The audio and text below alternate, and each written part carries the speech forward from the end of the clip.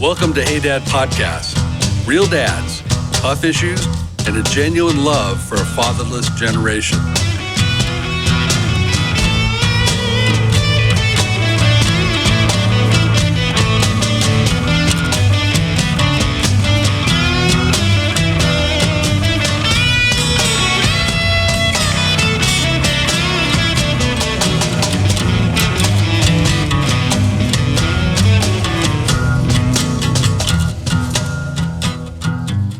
Hello, everyone, and welcome. We're glad you're joining us today. My name is Rick Rivera. I'm here with Chris Lawler. How do you do? And Frank, welcome back.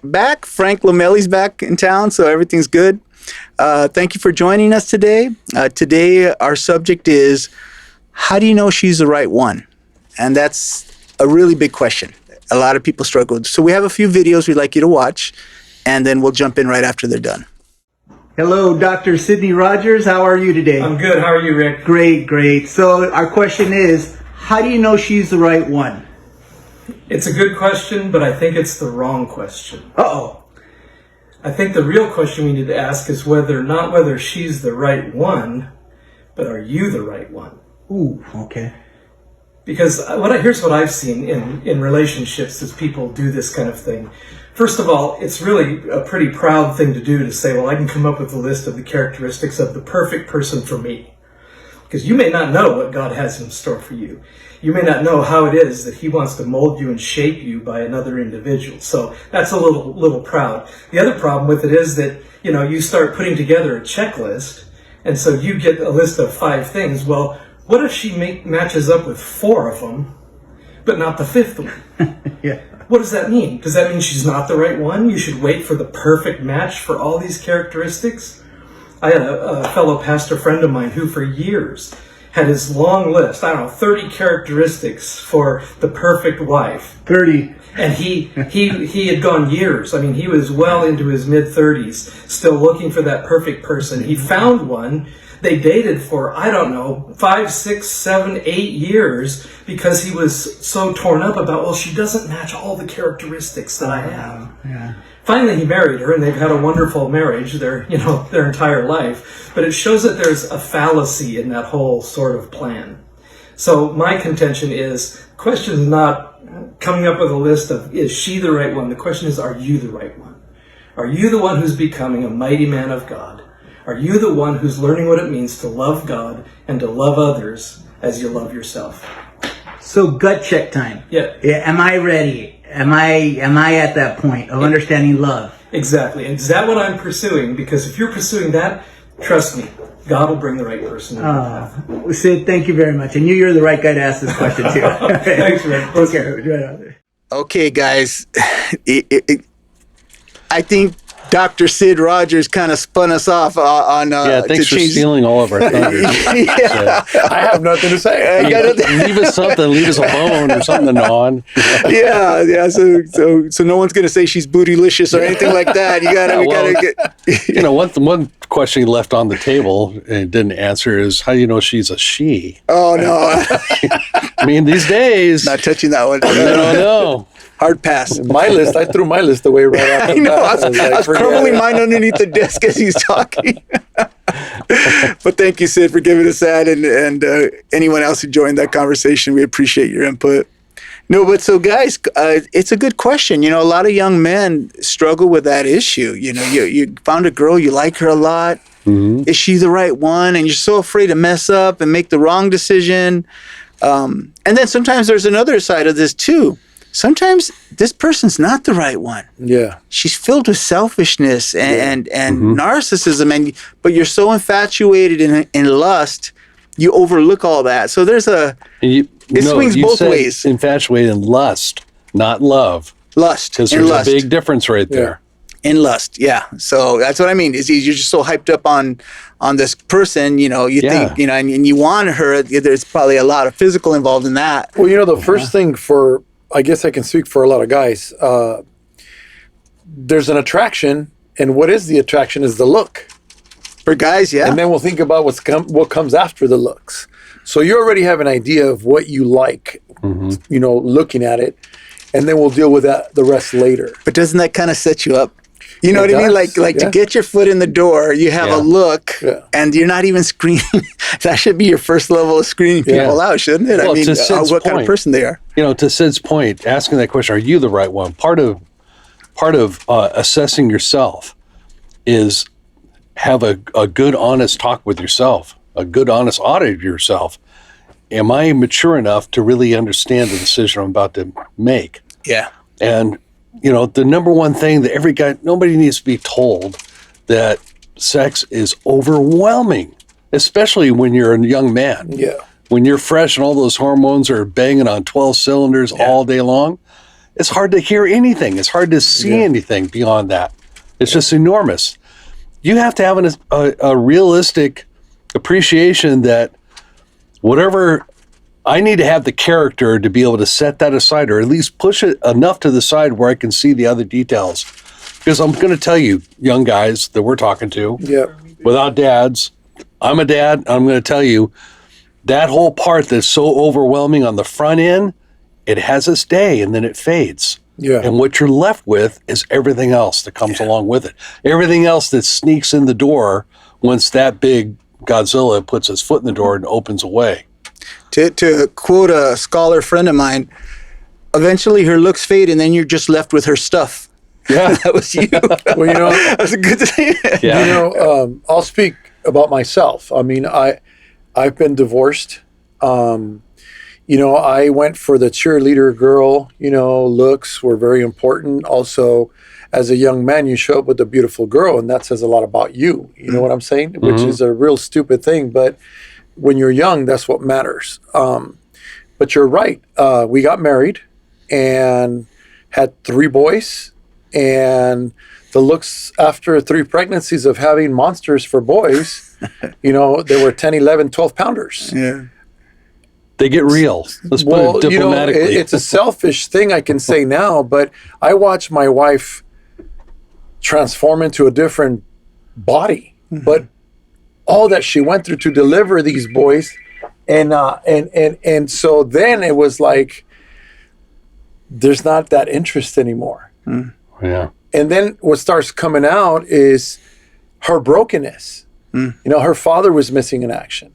The brothers were going through things. So all this stuff, now that the looks are gone, she's given you 3 boys, and now you're like, this is not what I thought it was going to be like. You were left with who she is. It's like, that's the real her. And it's like, dude, that's not what I had planned. But again, my plan, my list. You know what I'm saying? See, I never been through that, Frank, but I feel for you in that. Like, all your hopes and dreams just kind of fall by the wayside. Well, that's why you end up divorced. I know, but that's what's heartbreaking. I feel bad. I feel bad for you for going through divorce, or any man who goes through divorce. We're surrounded by it. I mean, but I just really feel bad because that's a crushing thing to happen. And on the flip side, from what Sid said, I thought I'm looking at her thinking, dude, she's all wrong. But in reality, it took me years after the divorce. I got remarried, and not the same thing happened again because my wife, now we have a little girl together, and my wife, well, she's beautiful. But now God began to go down my list. I didn't make a list for myself, but because I chose the Lord and because I was asking God, which at the beginning I didn't even know what I was asking. Right. It's like they say, be careful what you pray for. So I was like, Lord, help me to understand. Lord, give me your wisdom, your discernment, right? But with that, he doesn't just give it to you right away. He's got to go back and then start healing all those things. So that's when I started realizing that it was too late. But for my first wife, there was really more wrong with me that there was with her, because we are the head. Yeah. That's how we I are see it. supposed to saturate them with the word of God. Yeah. There are helpmates. Yeah. So I was all wrong. But, obviously years later, you can't go back and undo that, but now you have an opportunity to. But being a man, I tend to be harder on the men in this issue. But in fairness, some guys are stuck with really not well-intentioned people and narcissism and selfishness and And I feel for people in that situation. That's tough. I'm not giving a road out by no means. We're here to preserve marriages and encourage marriage. We're not here to give anyone a way out or anything, but we want to speak candidly about the subject. You know? Well, marriage is the greatest thing in the world, except Beautiful. for one thing. It's the people. The fact you're marrying another human being, right? And human beings change, and human beings do well sometimes, they don't do well sometimes. They're just like you. Yeah, exactly. So with good days, bad days. That's why you want to have this before you're connected to anybody. You want to have this good. You take yourself out on a date, okay? Look at all your own faults. Look at all the things you give a pass to within yourself. Right. And imagine, is anybody else going to give me a pass once they discover that in my life? Yeah. You're coming as a mixed bag. Now, you might have some good looks about you. You might be suave and debonair or whatever, have your pants hanging down by your knees. You go for that look. You might be all that. Yeah. But what about all the rest of it? Yeah. Because everybody puts up the storefront when you're young. Oh, yeah. Everybody throws up the advertising billboard, which is only cardboard thin. Yeah. And makes everything look as well as it possibly could look. But you get behind the scenes, you see who that person really is, all the brokenness, the things you discover way down the line. Right. And here's the thing is before you make that connection, if you can do this, you'll give yourself the best chance possible that you're going to have a successful marriage. And that is, you have to look at the character issues beforehand.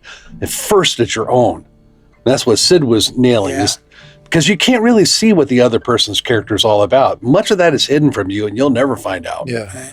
If anything, it'll be years, and then suddenly something will pop up. But you can look all the way inside your own soul. Right. And do your own due diligence to make sure that you are ready for what comes next. It's really beyond the lust of the eye. And I'm glad Sid set the pace on this conversation. It's beyond the lust of the eye. You really do come into it, how are you walking with God? Do you have your moral compass on right? Is your spiritual head on right? And are you ready to lead a family with that? I I put down on the notes biblical references, but the biblical references and honesty is a little rough. I mean,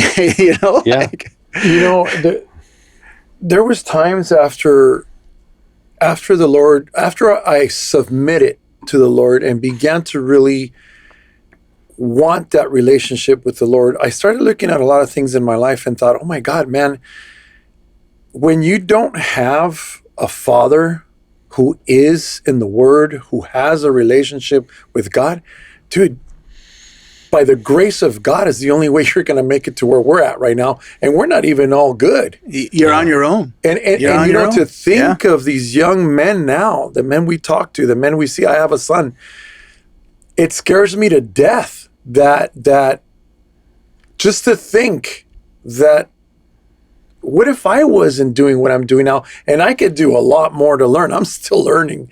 God is still shaping me. God is still restoring me.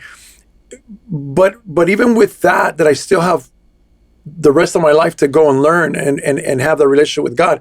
With the little bit that I'm taking to home right now, it's making a difference, but there's still struggles because I have a 19-year-old that right now he's, trying to figure it out. And sometimes I'm his enemy, and other times I'm embracing him and he's crying. And I see all that and I think, can you imagine? I had an alcoholic father. He never gave me any advice. I wasn't in church. My mother loved me to death. I had no pillars in my life. Right. I went and had sex. I went and partied, and by the grace of God, I never got addicted to drugs or got killed or nothing like that, but I was in it. Leave me alone! And the thing is, Jamie, is that we don't realize the importance of being there for someone unless you really humble yourself and you seek him out. Right. And because the world's not going to tell you, the world doesn't have what you need. Right. You know what I'm saying? It's so true. And it's so hard to get a young man to say, look, I tell my wife sometimes, I want to grab a young man because I employ some young guys. And just shake them up and just tell them, dude. Yeah. Just go to him. I've seen you, Frank. I've seen you buy young guys working with you tools and get them launched on their own stuff. Yeah. I mean, that's that. Yeah. I don't know if you understand the value to that, that's a man. gift. How awesome that is, dude. Somebody to do that. Not having that figure, that is why we're doing this, because we know there's a lot of, and now the statistics are saying for Gen Z, 50% of young men in America are going to grow up without a father in the home. Yeah. 50%. So- Get away from me! All right. All right, That's a big that's James talking in the background. So you guys just Yeah. Okay, we've included my son James. This is James. He's my heir to my throne. My number one. Yeah.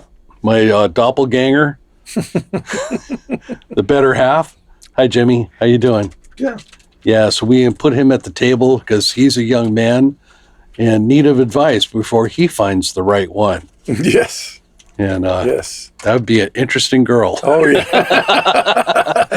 Hey. So, Frank, you were talking about what it's like to not have a dad to be under his wing, you know? And the thing is when I look at how things are now, and these kids, the world is just throwing all these things at them, especially when there's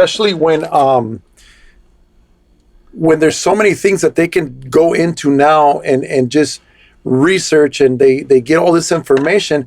I couldn't even imagine growing up. We didn't have the computers, right? Yeah. But I'm thinking to myself, can you imagine alcoholic father, nobody's giving me any guidance, and I can go somewhere and push a button and get all this information as to what I'm supposed to be, how I'm supposed to be, or I could be whatever I want to be.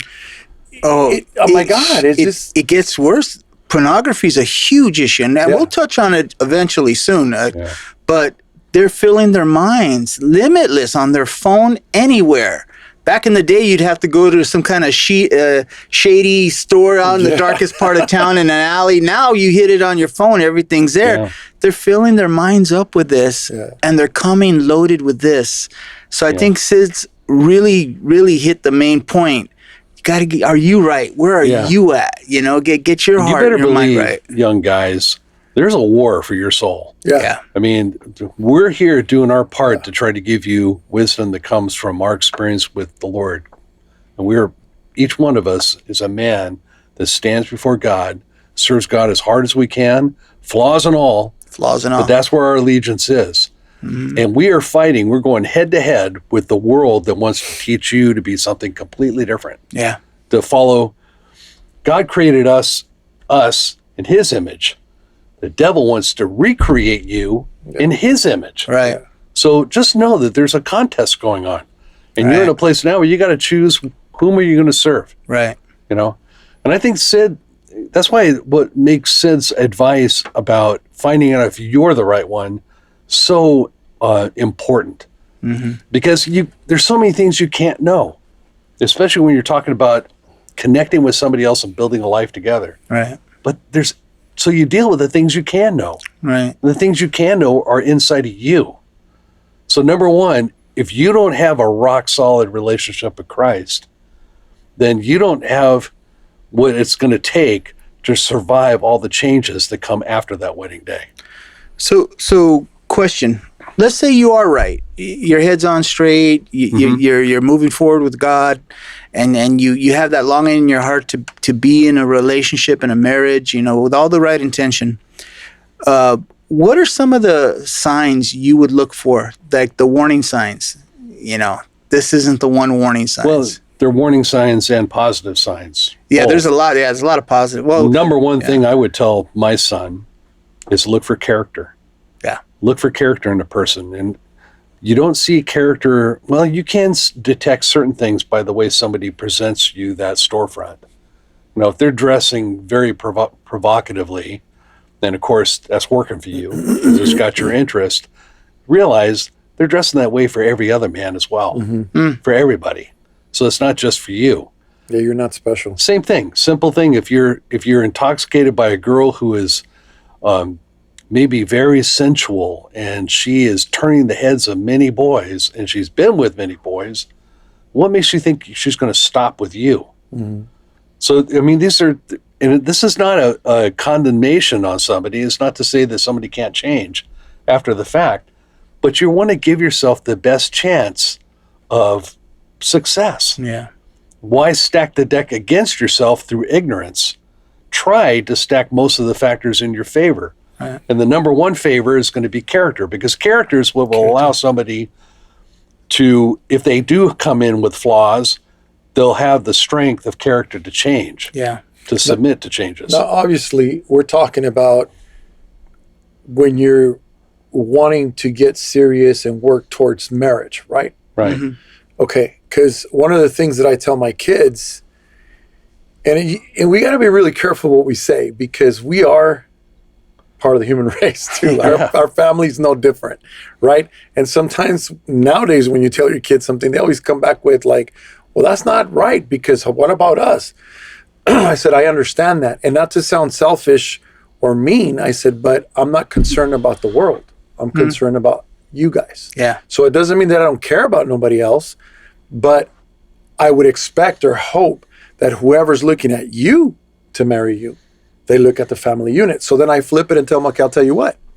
I said, in our home, your mother and I came from very tough families growing up, and then we were very broken. We didn't realize how broken we were, okay? I said, the one thing that saved us, that's still keeping us above water because we're still learning, is Jesus Christ, the Word of God. Yeah. I said, so I would not want you to let a girl, because I have a son and a daughter, I would not let you to want you to let a girl believe that you're something you're not. I would want you to be transparent. I would want you to meet your parents and they know who we are. And as they get to know us, they're going to know our background. They're going to know who we are.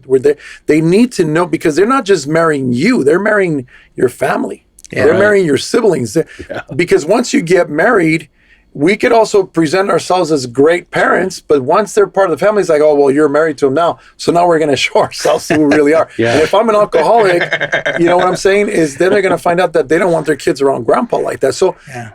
there's a lot, guys. I'm sorry, and I know it may seem to you like maybe we're going to scare you. I don't know. Yeah. But one of the things I was thinking when you were saying what you were saying a little bit ago is, I think the very first thing I believe that a man needs is patience, to not make such a quick decision. Yes. But when you stir lust into it, oh my gosh, patience, Yeah. it's like a patience Well, killer. we're going to let you know something right now.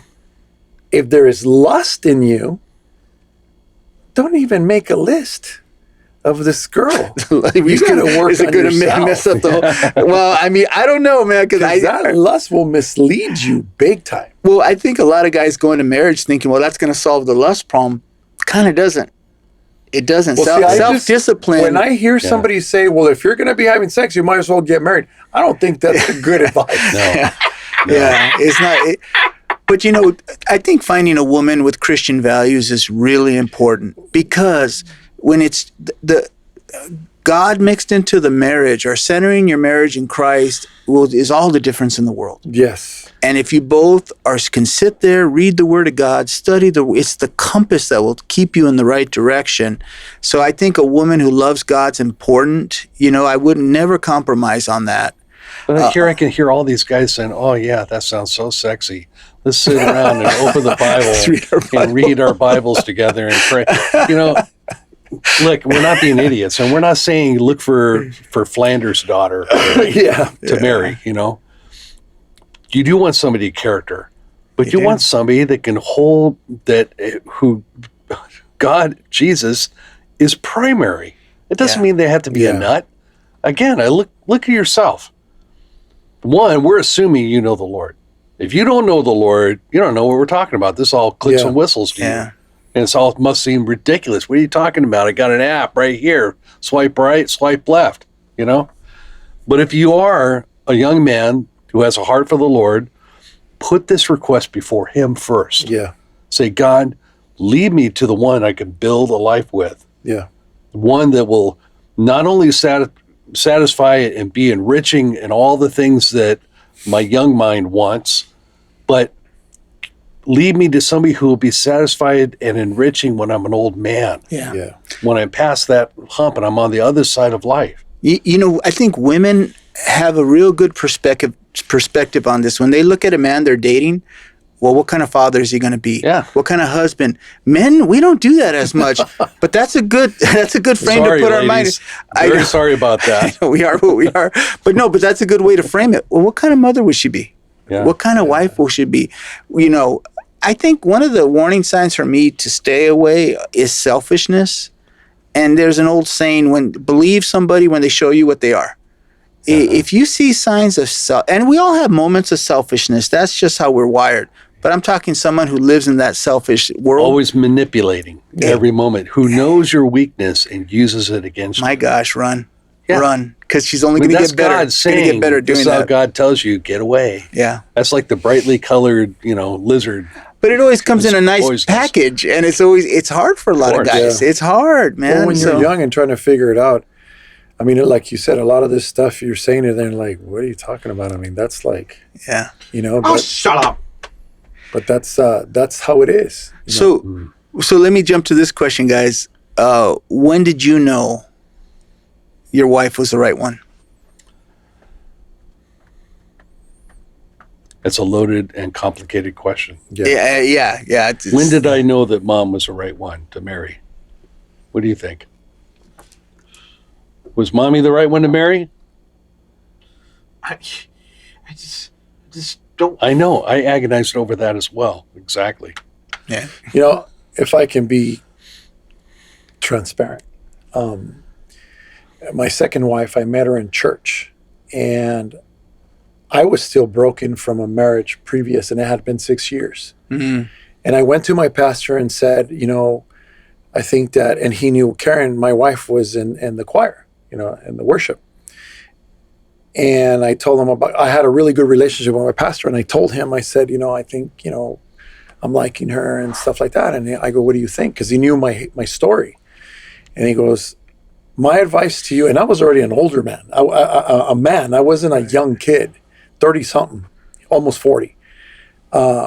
He goes, I would court her for at least 3 years.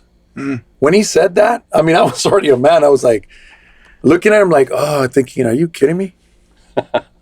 Because I was alone, because I wanted someone. But see, I wanted someone not because I was looking for all those qualities, it's because I was alone. Hmm. So again, it was about me. Yeah. You're hungry. And I didn't put God before all of this, but I knew what the right thing to do was. Mm-hmm. Mm-hmm. Now, what I want to say with that is the outcome of that on my second marriage, we went through a lot. Mm. And by the grace of God, we did not divorce. And you're kind of saying you brought that in. I did. It was my Yeah. fault. I'm going to be telling you right now, because now what I know about being the head of the household, Right. what I know about what God requires us as men to be responsible and willing and able to carry this family, Right. I can tell you right now that I don't blame anything on my wife. Mm. It was all me going already through a divorce, Mm-hmm. knowing what a divorce does, because I allowed for this to happen and destroyed a marriage, and my 3 kids were hurt by it. And knowing all of that 6 years later, I'm still thinking about me. Yeah. Yeah. You know what I'm saying? I appreciate your honesty, Frank, because that brings in a lot of perspective. It opens young minds up to think, I need to think through this, and really understand that. It was different for me. I've been married once, and of course, I fell in love with my wife really from the very beginning. And she was in a previous marriage, and she had a young, at the time, 2.5, 3-year-old son. And I had an overwhelming feeling that I wanted to take care of them for the rest of their lives. That was the leading feeling in my heart.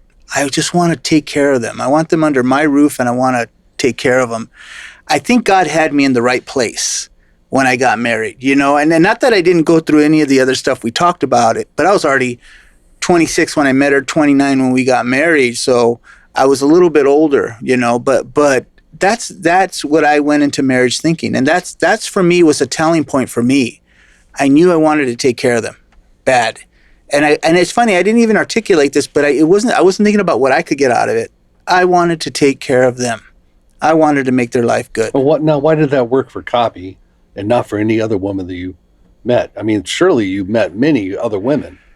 How come nothing clicked that way for anybody else? You know, okay, this is going to get a little weird. The prerequisite I had for a woman, oh man, it's, when you do the show like this, you're vulnerable, and you put stuff out there. You kind of wish you couldn't sometimes. The prevailing thought I had about women is I want a woman not like my mom. That's what I was looking for.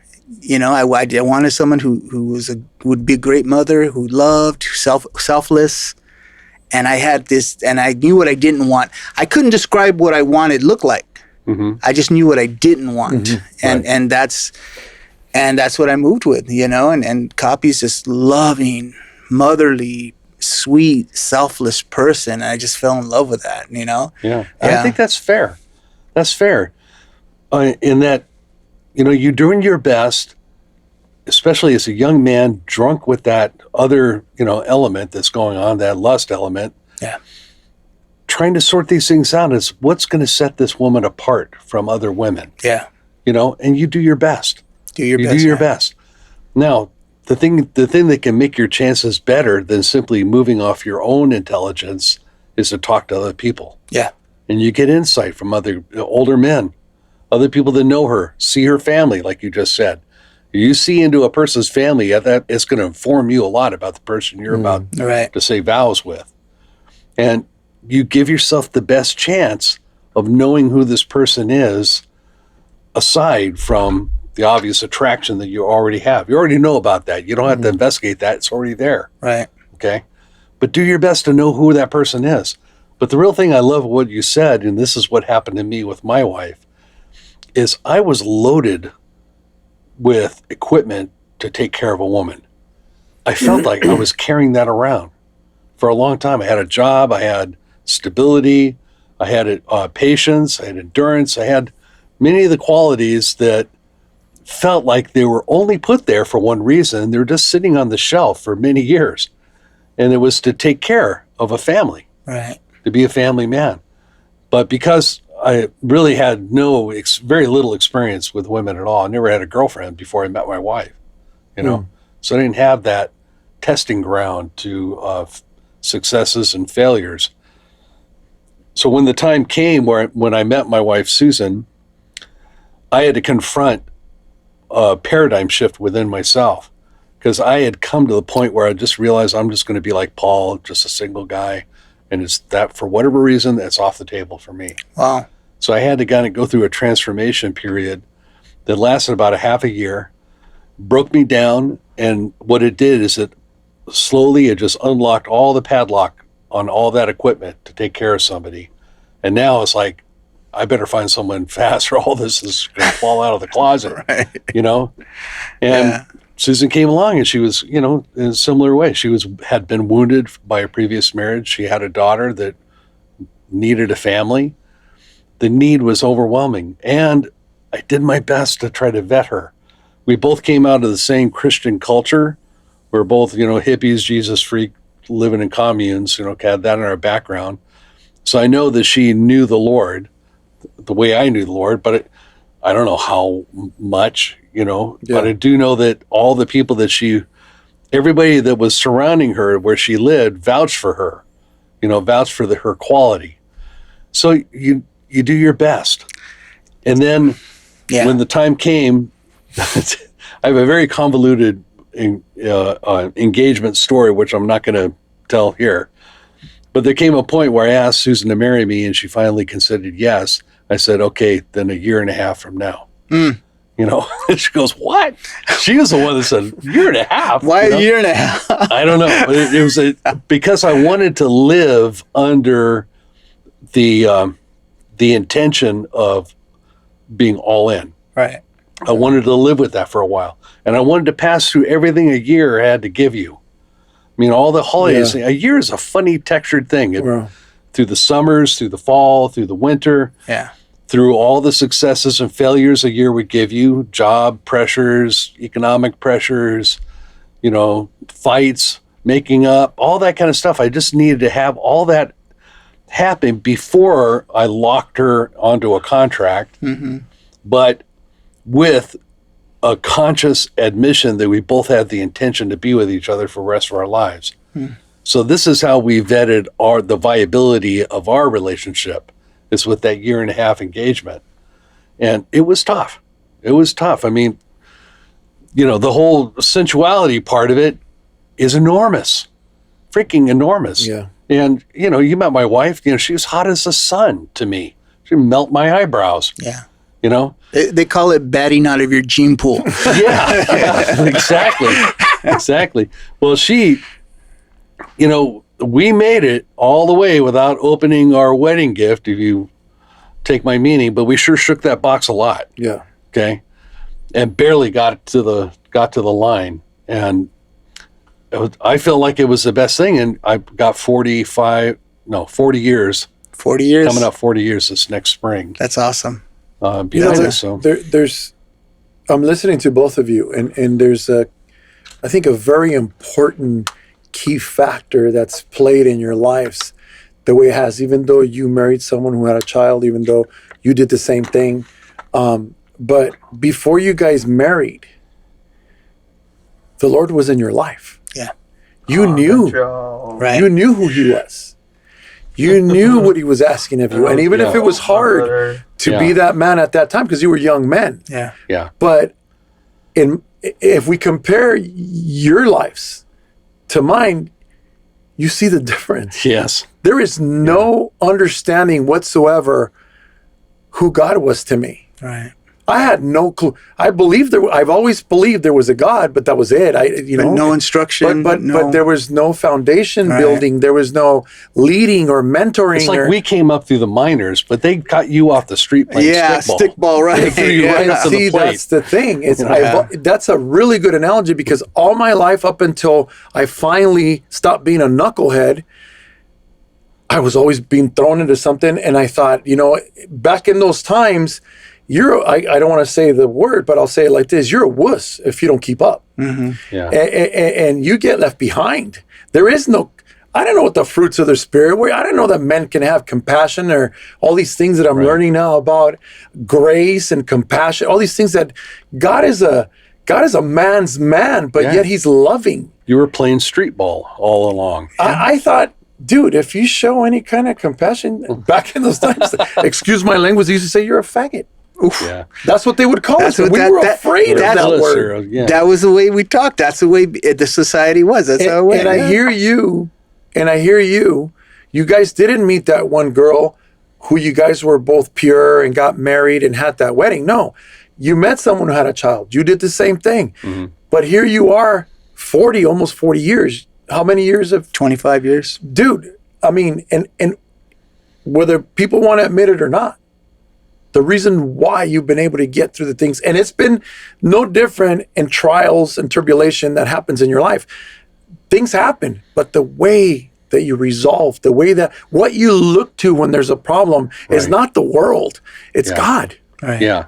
Amen. Because the one thing you're going to be guaranteed in any marriage you enter into, I don't care who it is you're going to run straight into failure right away. I'm 55 years old. Disappointment. 55 years old. I'm just understanding the meaning of being the head of the house. It's not about, because I have a business and I bring the money and I say what goes and I'm this big 6'5" dude and you guys are lucky to have me. That was the attitude a while ago. But you know what now? I'm humbled. Servant of all. I am not a provider. Yeah. He is. I'm just here to do what he wants me to do with what he's given me. And now I'm just understanding what it's like to truly be a man of God. And I have yet to go. But I'm learning through you guys. I'm learning through our church, our pastor, through the men's group that we do, through this. I'm learning that more and more, I exist only because he allows me to. Right. And if he allows me, if he made me and he thinks I can, then my life and all glory to him. Well, look, it's no accident that Christ says that a marriage is a mystery, like Christ, the church is the bride of Christ. Mm-hmm. When you look at the relationship that Jesus has had with us since we, quote unquote, got married or got saved and gave our life to him, how much did we change? We came to him pretty blasted raw. with not much to offer at all. Yes. And yet he went all in on us. Yeah. All in on us year after year after year as we presented failure after failure after failure, embarrassment, agonizing fight, and occasionally sprinkled with beautiful blooms of glory and success. But mostly, I always look at that, my image for romance is a rose bush. You have that beautiful red velvety flower, but mostly it's a green sticker bush. Nothing but pain everywhere. Yeah. And occasionally the flower comes out and it smells fragrant. But you got to take care of the sticker bush or you're never going to see the flower. And that's exactly the deal that Jesus gives to us. He takes care of us sticker bushes with faith that one day we're going to bloom. Yeah. And we do bloom here and there a little bit, and hopefully more as the life goes on. But that's what, young guys, this is what you got to look forward to in this marriage relationship. You're going to connect yourself to a woman who's going to be mostly a green sticker bush. Yeah. But you fell in love with the flower because you saw the flower from afar and ran across the street to go get her. Well, the flower kind of fades, as flowers do. It'll come again, but the green sticker bush never fades. It's always got stickers. You know, one of the things that I can say right now to these young men that are listening, it just came to me right now, is I know that all of this sounds like a lot of work. Mm-hmm. I know that it sounds even probably maybe like scary, or like the bar has just been risen so high, or there's so much that you got to do. But I'll tell you this, one of the things that I can tell you, I think for me that is most important, it is such a beautiful thing to see God work in your life. Yeah. Because to be honest with you, if you haven't met him, and if you don't know him, you're walking around like a zombie. You're walking, and I'm sorry, it sounds harsh, but it's like you're an empty shell and you just fill it with whatever anybody throws at it. You're worth a lot more than that. Yeah. God made you for his purpose, and his purpose is not to use you as a puppet on a string. His purpose is to know how to love, how to forgive, how to take that woman and truly have that woman by your side, a woman that would do anything for you because she sees him in you. Yeah. It's not as hard as you think. It sounds hard, but if you give your heart to him, he opens doors, man, and he closes doors. He protects you all the time. Your children will be tremendously blessed. Yeah. Right. You know, and you're no better than anybody else. That's the crazy thing is if you follow him and you allow for those things to happen, you're still not above everybody else. But that's the key. Because you're there with him, you'll look to others and want to do the same thing for them that God has done for you. Yeah. That's the key. That's what's amazing about this journey you have in marriage. If we knew everything that was going to happen to us, no way in blazes we would have got married. No. You know what I mean? No. There's a reason why God makes us mostly blind. Otherwise, the race would die out. We can't handle There'd be those no things. human beings left. He shields us from knowing everything. And we might be frightening you like, oh, God, I don't know what I'm getting myself into. I'm just going to stay single the rest of my life. But here's the thing. Yes, marriage is loaded with trials and it's loaded with difficult moments. But strength and power is loaded right alongside those difficulties. They're down the line, packed right alongside that trial that's going to happen. And you enter into that enter into those moments of your life, which might be years from now, and not knowing what God is going to give you. And you find that there's no way I could have foreseen that I would have the strength to endure the hand that was dealt to me. Yeah. Mm-hmm. But the power is right there, along with the card that got played. Yeah. And if you submit yourself to it, God fills you up and he starts changing you. And he uses that woman to change you into a different kind of man in a way that you would never be able to do to yourself. To bring this to a close, we're kind of revealing a little bit of the harsh realities of marriage. And that's a tough conversation to have that people need to hear, though. But the other side of it is that this woman, she becomes your everything.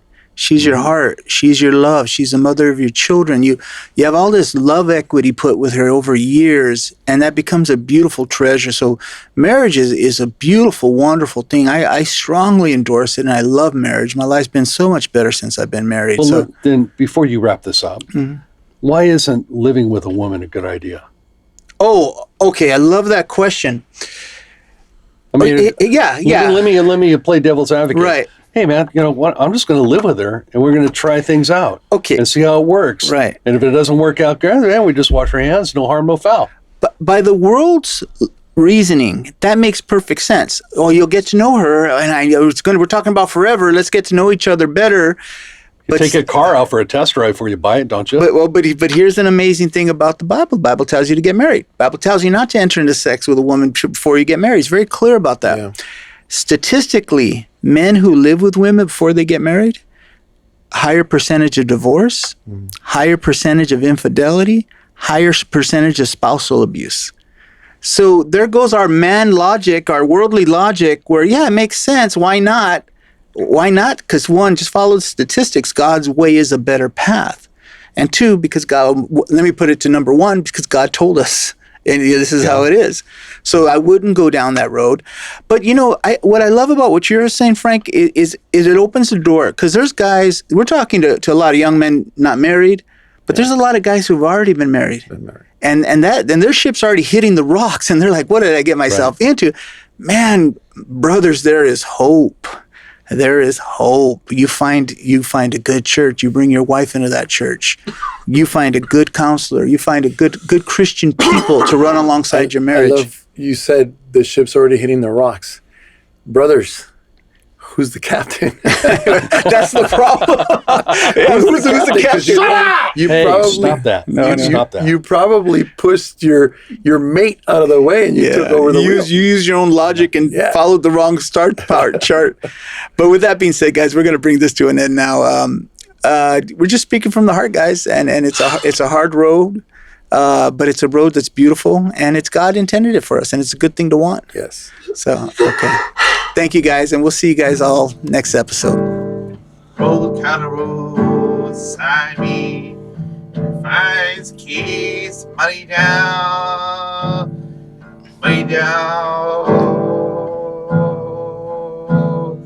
Sometimes I have to go. Leaving tomorrow out through the night. And I have to fly like the eagles fly.